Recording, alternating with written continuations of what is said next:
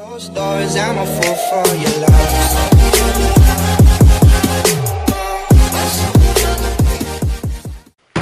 What's up, guys? Bass Crazy TV here today, and I'm going to be showing you my setup, what I use a lot, and what I usually use sometime, and what I'm terrible with. But here we go. So basically, what I start off with is I got some Kbd. These are the Kbd Finesse Spinnerbaits. I have a couple of those. I have a couple other ones. I have some more in here. I have more in my, actually right here. But I got poppers, I got jigs, I got a bunch of stuff. Inline spinnerbaits, jig heads, other kind of bait hooks, split shots in here. But this is mostly just plastic bait, or not plastic baits, fake baits, spinnerbaits, everything, poppers, what do you name it, in here. So what's in my first tackle box? Now we get into what I usually use, are my power baits. I use a lot of power baits, like these green pumpkins here. Just about a 4-inch green pumpkin. I got a ton of those. I was actually given these by my buddy Andrew. These are a couple I've saved up and a couple that I've actually been given to, or given. I have the foot long, 12 inches green pumpkin worm that I use a lot. Somewhat, if I feel like it. I want to have fun. Me and my buddy Andrew, we were just throwing these. I don't know what these are. Just an orange tint. So worm has some slices in it, as you can see. But we were throwing these under docks, and they were just hammering them. We couldn't. I think we got one that actually stayed onto it. I got fake minnows. I got salmons that have salt on them, and I don't want to touch them. I have swimmer salmons I have salt on them. I don't want to touch them. And I have a blue. Fake craw. That's what's in this box. Next box, some more power baits. I got a bunch of them in here. Some more green pumpkins.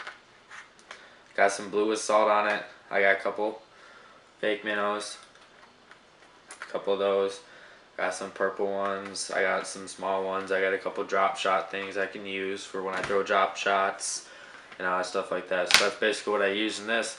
I like to use worms. I don't like to use, I mean, I'll use spinners here and there, but I love worms, textile, wacky worms, all you name it. But I have a couple of Reaction Innovations.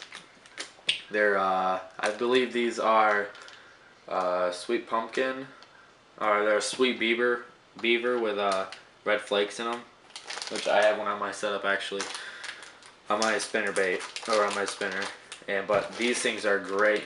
You can Texas rig them, and they'll go up. And how they float, if you really look at it, the hook I use 4-aught wide gap offset hook, and how it sits on it is great, because when it floats to the bottom, the hook is on the very bottom, and when the fish bites it from behind, if you get a good hook set, it's going to go right in the roof of their mouth, right, perfect spot. So I use these a lot. Another thing me and my buddy have been trying out are Gary Yodamoto's Senkos. These I believe are the sweet pumpkin or the green pumpkin with red flakes in them, but these are amazing. We love to wacky rig these, and somewhat Texas rig, but they fish where we fish, they absolutely love them. Next is the Gamakatsu offset wide gap hooks. These are great for Texas rigging, perfect for them. Then I got some circle octopus hooks, 4-aught Gamakatsus. These are great, very, very, very sharp. I'll throw that on a wacky rig, even though it's like not supposed to, but it looks better than throwing it on a offset 4-aught hook. Andrew. I got some Kbd Finesse Spinnerbaits in here, and then onto what I normally use. I have a Flake knife right here.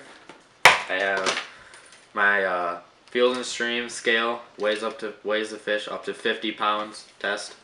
So you can weigh it up to 50 pounds. Now we'll get into my rod and reel. This one was actually given to me by Andrew when I started to get back into bait casting. This is a Quantum Heat HT, I believe, 400. I was throwing a little jig on it. Not a little jig. Jerk bait. Sorry about that. A little jerk bait on it. And then it is on a Team Daiwa. It is on a heavy. It is a 6.3 rod. It's really nice, heavy, and when you hook the fish, it has very, very strong backbone that nothing will stop it, basically. So that's what I normally use for bait casting. And now my newer rod, I have a Shimano Sahara 300 or 3000 FE, so a 3000. And I have, I forgot to tell you what I have on this one, but I have 14-pound mono, and then on my Shimano I have 30-pound braid. And then right here I'll show you the setup on the Beaver that I normally use for it. So like I said, you Texas rig it up like that, put a little weight on it. I put a little split shot. You can use bullet weights, those are really nice too. You can also Carolina rig these a lot. They'll love the Carolina rigs, and Texas rig, that's what I normally use. But how it sinks to the bottom, it will float like that, and then when the fish grabs onto it like this, when you set the hook, this hook pulls out from right there and goes in the roof of their mouth. And most likely, as soon as you get that barb through the roof of their mouth, you'll reel it in every time.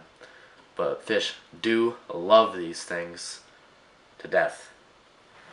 So, but I have this rod, or this reel, on an Ugly Stik GX2. It's a 7-foot medium, and this thing is great. I love this thing. I've had it for, I think, a month or two. I think 2 months actually. But that thing is I just love the Ugly Stiks, and I love how they perform. But yep, that was Bass Crazy TV. That was my setup video. Hope you guys like it and enjoy. Keep fishing.